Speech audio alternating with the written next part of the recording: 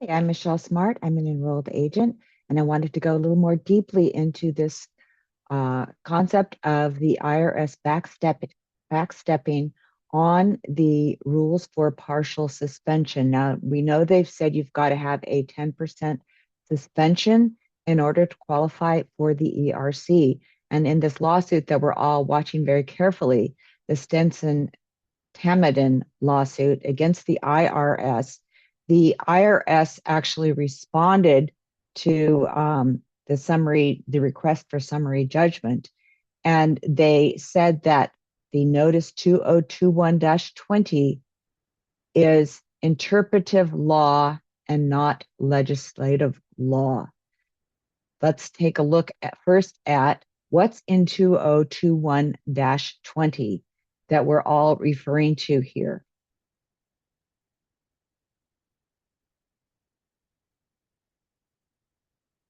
This is the main document that we've been using for qualifying for the ERC. It was put out by the IRS, and it goes into these topics: eligible employers, aggregation rules, governmental orders, full or partial suspension of trade or business, significant decline in gross receipts, maximum amount of employee retention credit, qualified wages, health plan, interaction with PPP, and so forth. This is a document that we've all used for reference, and our complaint has been that if this is a legislative rule, it is subject to being posted and scrutinized. Now, here is the filing that I want to talk to you about, and it has a lot in it. I will leave you a link. There's a link to this also in my previous video about the IRS backstepping. I want to go to page 16 in here, and this is where they're talking about this document. Okay, here is the response. I'm sorry, this is page 16. The IRS is saying they did not violate the Administrative Procedure Act, which is the APA that we've all been discussing. Now, if they have violated this act, that means that they cannot stand hard and fast to the 2021-20 outline of how you qualify for the ERC. So, in order for it to be legislative law, we're talking about the difference between legislative law, which holds the force of any law, it's hard and fast rule, and interpretive law, which does not, in fact, hold the same weight as a legislative law. So these are the two types of laws.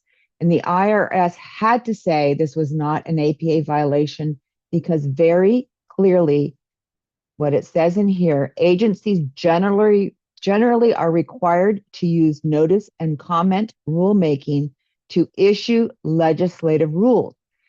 And we've known all along that they haven't done this. And this has been a big complaint. You haven't done this. This cannot be a law. And if you're claiming it's a law, then it is an APA violation.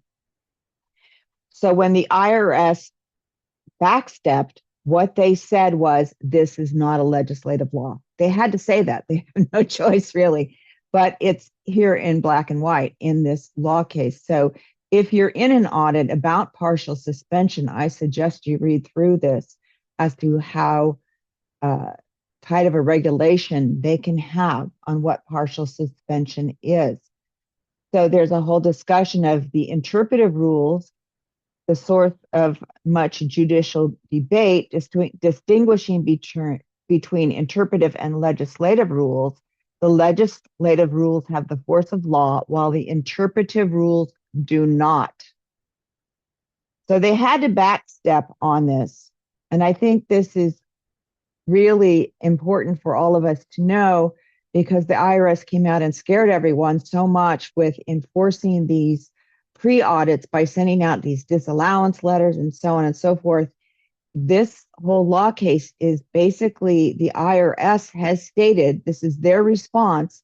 They've said we did not have an APA violation because it was not a legislative rule.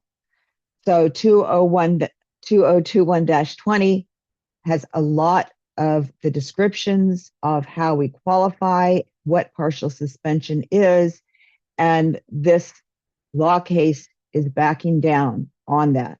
So if you're in an audit and they say you have to have a 10% partial suspension, and you can prove a 9.9, that's not a hard and fast rule anymore. And if you're in that place of being audited, I would use this information. I don't suspect that all the people working at the IRS are really following this lawsuit or up to date, especially Werfel, the IRS commissioner, is gone now, and he's been the one that's been so anti-ERC and made so many mistakes regarding his claims of fraud that he couldn't substantiate. You should be using this lawsuit because we can sort of soften up the rules that they've put out, the examples that they've put out, and just try to prove a partial suspension. Now, if we're in an audit situation and we've got to prove a partial suspension, there's a lot of different ways to do it. The attorneys for ADP were suggesting that if 10% of the employees were affected, that is one way to look at it.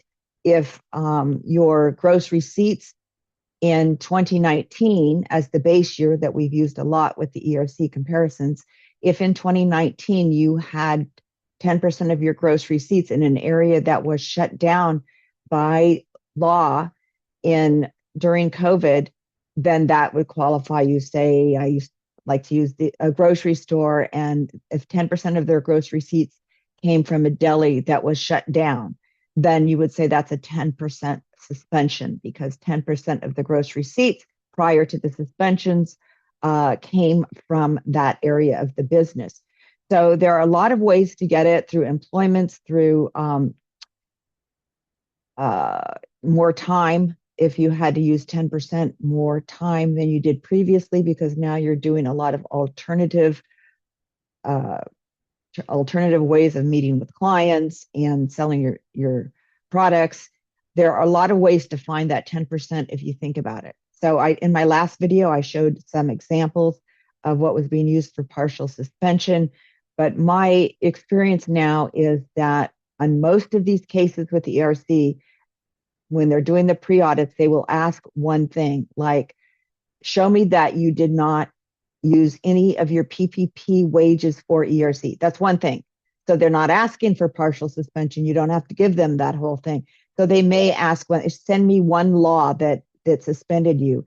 Maybe not asking for everything to be perfect. So it may not be as difficult as some people think if they get in this audit situation. There's been a lot of pressure on the IRS, especially after the tax advocates made their report, which the main thing was ERC, and they were advising for these payments to get made very quickly.